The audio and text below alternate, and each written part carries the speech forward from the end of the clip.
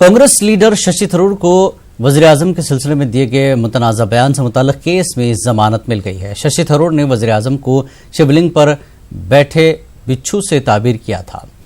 दिल्ली की Rouse Avenue court में शशि थरूर के खिलाफ हत्या इज्जत का मुकदमा दायर किया गया था।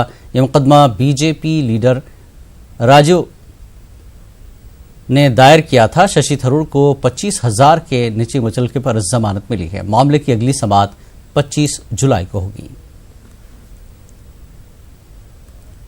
आंध्र प्रदेश के वजीर आला और वाईएसआरसीपी के सदर जगन मोहन रेड्डी ने पार्टी के लेजिस्लेचर पार्टी की मीटिंग तलब की, जिसमें कल होने वाले काबीना की तौसीह पर तबादला ख्याल किया गया। जगन मोहन रेड्डी ने अपनी काबीना में 25 वुज़रा को शामिल करने का फैसला किया है, जिसमें 5 नायब वुज़राए आला होंगे। आंध्र प्रदेश की तारीख में यह पहला मौका होगा जिसमें रियासत के 5 नायब वज़ीर आला होंगे।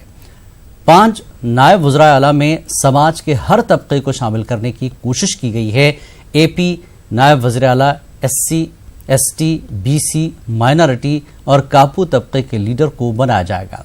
जगन मोहन रेड्डी ने वाज़ेह किया कि 30 महीने में वज़रा की कारकर्दगी का जायजा लिया जाएगा और 90% वज़रा को तब्दील कर दिया जाएगा।